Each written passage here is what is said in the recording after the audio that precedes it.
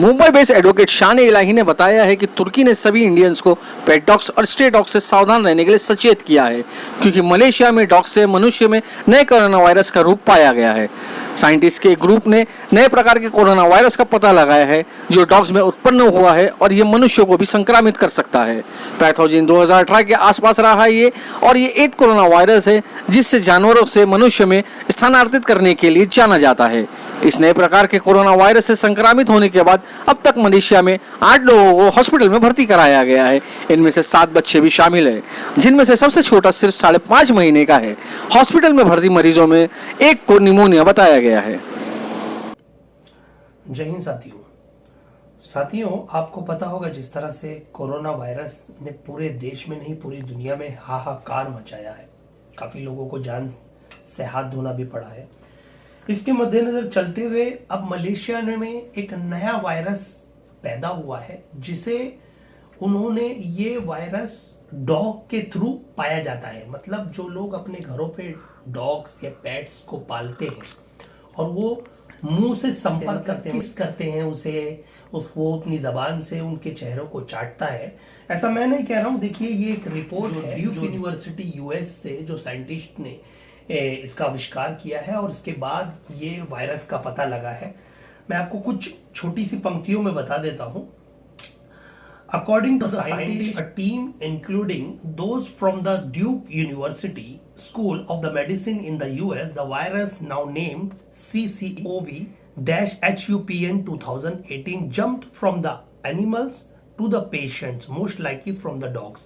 मतलब ये नए वायरस का नाम जो बताया गया है CCOV-HUPN के जरिए, अब ये कहां से पाए जाते हैं? मतलब a group of scientists has come across a new type of coronavirus which originated in dogs and also infected humans. मतलब ये डॉग्स के थ्रू हमारे जो मनुष्य हैं उनके अंदर ये जा सकता है, जो लोग अपने घरों पे डॉग्स को पालते हैं। मुझे ये वीडियो बनाने का मकसद ये है उन्हें ठेस नहीं पहुंचाना, मतलब ये बताना है कि हम चाहें तो जिस तरह हिंदुस्तान में कुछ लोग घरों पे डॉग्स को पालते हैं और कुछ लोग बाहर के जो डॉग्स रहते हैं जिनका कोई नहीं रहता, वो डॉग्स के थ्रू भी ये इन्फेक्टेड हो सकते हैं। क्योंकि हिंदुस्तान में आपको पता है महामारी बड़ी बुरी तरह से फैली है। लोग, जानवर तो जानवर, इंसानों का आपको पता है लाशों का अंबार लग चुका है, लेकिन यहाँ पे हमारी मेडिकल सुविधा नहीं होने के कारण हम लाचार और हताश हैं।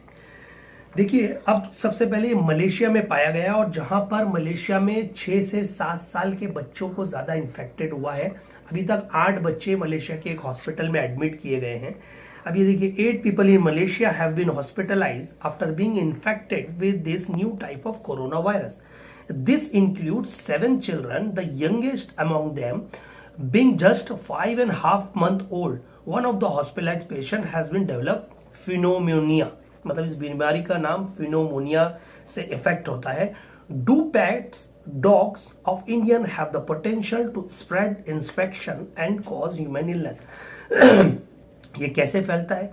Kissing the dog is something that cause many diseases. The disease the people may get as the result of kissing dogs or drinking from the dog's vessels as Pasturella, which is bacterial disease, the cause of which exists naturally in the respiratory system of humans and animals, but under certain circumstances this germ can be invade the body and cause disease. मतलब ये साफ है कि कहीं ना कहीं ये virus अभी पूरी तरह से मतलब इसकी पुख्ता रिपोर्ट नहीं आई है। कहीं ना कहीं साइंटिस्टों ने इस पे जो इनका उपचार चल रहा है उस पे ये लोग 8 ऐसे पेशेंट पाए गए हैं मलेशिया में जो डॉग्स के थ्रू इन्फेक्टेड हुए बच्चे एडमिट हुए हैं, और ये कोरोना वायरस का दूसरा सिम्टम बताया जा रहा है। तो कहीं ना कहीं हिंदुस्तान में हम रहते हुए हिंदुस्तान के लोगों को जागरूक करना चाहते हैं। अगर आप डॉग्स पाल रहे हैं या फिर नहीं भी पाल रहे हैं तो थोड़े दिन तक उनसे दूरी बनाएं, या उनके लिए एक ऐसा शेल्टर बनाएं जहां पर सब डॉग्स को रखा जा सके, जिससे कि हम इनसे दूरी बनाएं, ताकि ये बीमारी एक दूसरे से ना फैले। जितना हो सके कुत्तों, डॉग से या फिर बाहर के जैसे डॉग्स होते हैं उनसे किसिंग का संपर्क ना करें, क्योंकि ये डिसीज आपके मुंह से आपके पेट में जाके इन्फेक्टेड होता है और ये बीमारी को पैदा करता है। यह आपको जानकारी देने के लिए मैं आपके बीच आया हूं। जय हिंद, जय भारत।